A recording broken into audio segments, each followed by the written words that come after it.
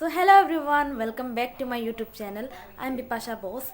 In this video I'm going to share with you all कि मैंने क्या क्या sacrifices किए थे अपने एग्ज़ाम्स के लिए, चाहे वो बोर्ड्स ही हो या फिर नीट हो. मैंने क्या क्या sacrifices किए थे. In this video I'm going to share with you all those points. इस वीडियो को प्लीज़ एंड तक देखिएगा क्योंकि हर एक पॉइंट बहुत ही ज़्यादा इम्पोर्टेंट है और उनके पीछे का रीज़न भी बहुत ही ज़्यादा स्ट्रॉन्ग है और लास्ट पॉइंट तो बहुत ही ज़्यादा इम्पोर्टेंट है. So please keep watching the video till the end. So first of all what I sacrificed was short term happiness. दो टाइप का हैप्पीनेस होता है, शॉर्ट टर्म हैप्पीनेस और लॉन्ग टर्म हैप्पीनेस. तो मैंने इन दोनों में से लॉन्ग टर्म हैप्पीनेस को चूज़ किया.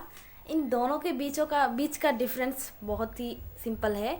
शॉर्ट टर्म हैप्पीनेस वो है जो आपको छोटे छोटे समय के लिए आपको हैप्पी रखता हो, जैसे कि कोई पार्टी अटेंड करना, कोई छोटा सा कुछ इंजॉय करना हो गया थोड़े देर के लिए, जो आप लोग इंजॉय करते हो, जो इतना ज़्यादा इम्पेक्ट नहीं डालता आपके लाइफ में. तो मैंने उन सारी चीज़ों को इग्नोर किया क्योंकि उससे मेरे को ज़्यादा कुछ फ़ायदा होने वाला नहीं था. व्हाट आई चोज वाज मेहनत करना और उसके बाद जो अचीवमेंट होगा वो हैप्पीनेस को मैंने चूज़ किया, लॉन्ग टर्म हैप्पीनेस. बट इसके लिए मेहनत करना ज़रूरी था. सो नंबर 2 में है work that could be done by others. तो मैंने उन सारी चीज़ों को करना बंद किया जो कि किसी दूसरे से भी करवाया जा सकता है. लाइक घर में ऐसे छोटे मोटे बहुत काम होते हैं जो कि आप नहीं भी करोगे तो भी कोई बहुत बड़ा फ़र्क नहीं पड़ने वाला आपके घर में.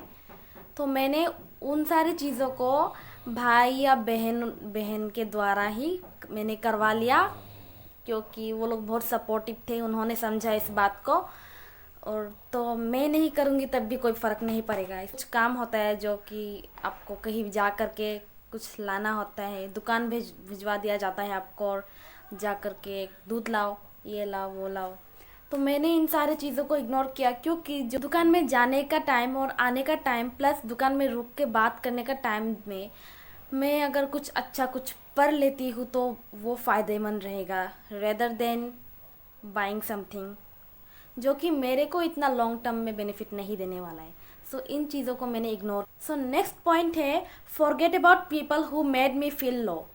मैंने उन सारे लोगों को अपने कंटेक्ट लिस्ट से भगा दिया जो मुझे लो फील करवाते थे.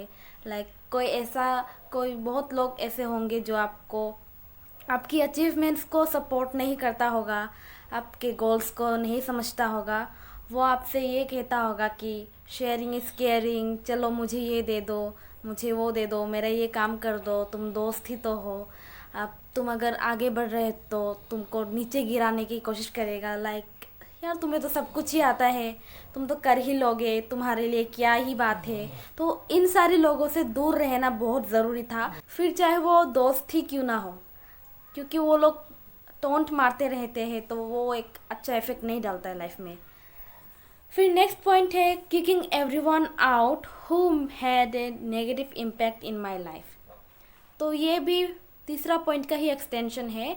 उन लोगों को मैंने ब्लॉक कर दिया या फिर उन लोगों से पूरा कनेक्शन ही तोड़ दिया जो लोग मुझे तंग करते रहते थे, छोटी मोटी बातों को लेकर मुझसे झगड़ते रहते थे, तंग करते रहते थे मुझको, ये कर दो वो कर दो. आपके लाइफ में भी बहुत लोग ऐसे होंगे जो आप लोगों को तंग करता होगा, मैसेजेस के रिप्लाई नहीं दिया तो आपको सुनाता होगा, ऐसा बहुत लोग होता है. तो मैंने उन लोगों को डायरेक्टली ब्लॉक कर लिया. मेरे पेरेंट्स ने भी मुझे हर चीज़ में सपोर्ट किया तो मैं उन लोगों को थैंक यू बोलना चाहती हूँ इस चीज़ के लिए. उसके बाद नेक्स्ट पॉइंट है ओकेजन्स और इवेंट्स. मैंने सारे ओकेजन सारे इवेंट्स मिस किए ताकि मैं उन चीज़ों को एक अच्छे कामों में लगा सकूँ. लाइक दुर्गा पूजा का दिन था, घर में कोई नहीं था, सब लोग बाहर जा थे, मुझको भी कहा था बाहर जाने को, लेकिन मैंने उन दिन में उस समय को मैंने यूटिलाइज़ किया, अच्छे से यूटिलाइज़ करके अपना जो मैथ्स का वीक पॉइंट्स है जो मेरे को लगता है कि मैं इतनी अच्छी नहीं हूँ उसमें, मैंने उस दिन में उस चीज़ को बहुत ही स्ट्रॉन्ग बना लिया. इससे मेरा जो वीक पॉइंट है वो मेरा स्ट्रॉन्ग पार्ट बन गया था. फिर नेक्स्ट है जो ignore the bad behaviour of people.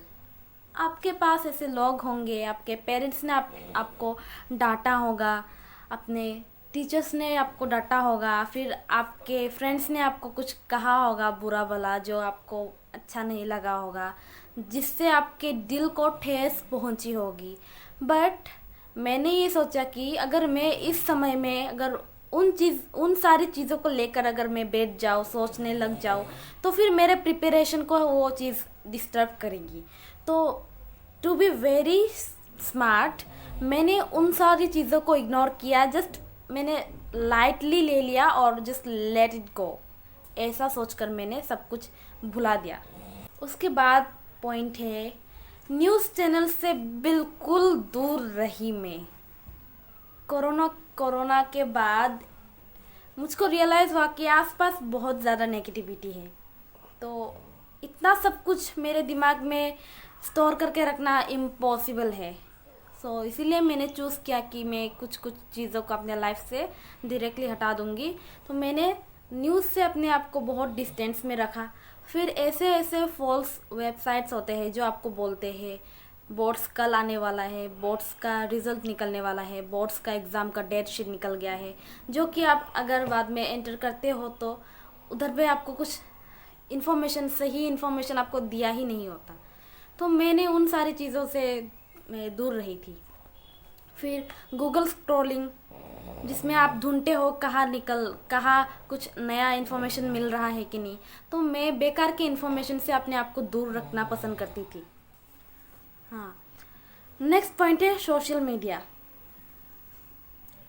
मैंने अपने आप को मना लिया था, मैंने ये ठान लिया था कि जब तक मेरा बोर्ड्स का एग्ज़ाम नहीं होगा, जब तक नीट का एग्ज़ाम नहीं होगा, तब तक मैं सोशल मीडिया पे लैंड नहीं करूँगी। तो मैंने सारी सोशल मीडिया प्लेटफॉर्म से अपने आप को दूर रखा, अनइंस्टॉल कर दिया, डीएक्टिवेट कर दिया अपना अकाउंट को, अपने आप को टोटली गायब कर दिया इन सारी चीज़ों से, क्योंकि मेरे पास एक डेडलाइन था। अगर तब तक मैं अपने आप को रोक पाऊँगी तो मेरे लिए बहुत अच्छा होगा, क्योंकि वो सारी चीज़ें आपका बहुत ज़्यादा टाइम खाती है।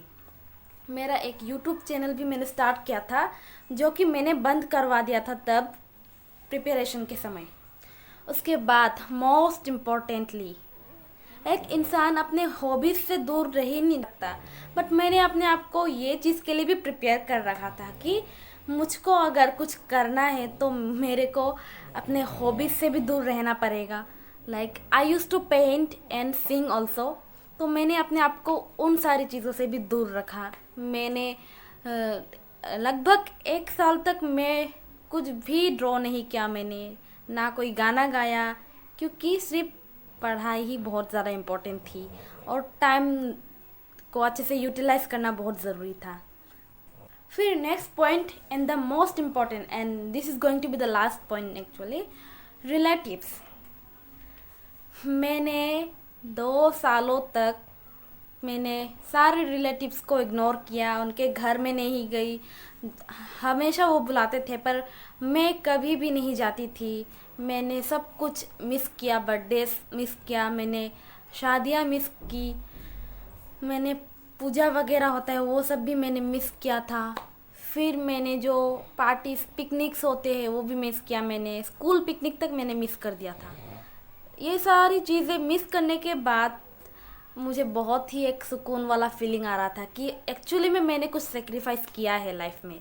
और उसके बाद मैंने अपना जो मेरा घर है वेस्ट बंगाल, मैं वहाँ भी नहीं गई 2 सालों तक, जबकि मेरे पापा मेरे बहन सब लोग जा रहे थे। बट मैं अकेले रहना ही पसंद कर रही थी तब, और मैं नहीं गई। मिस किया, सेक्रीफाइस किया, but sacrifice word is not the appropriate word here, because sacrifice वो चीज़ होता है जो आपको बुरा फील करवाता है। बट ये चीज़ जो मेरे लिए फ़ायदेमंद था, मेरे लिए अच्छा था, मैं इनको सेक्रीफाइस नहीं कहना चाहूँगी। मैं नो पेन नो गेन जिसको कहते हैं, मैंने उसको इस डेफिनेशन के थ्रू मैं समझाना चाहती थी। आई hope you all guys enjoyed and have learned something new from this video, and if you guys have any doubt regarding this video or any other videos, then please comment down below. और अगर आपको कोई भी ऐसी videos चाहिए 12th के regarding और NEET के रिगार्डिंग तो आप मुझे कमेंट कर सकते हो।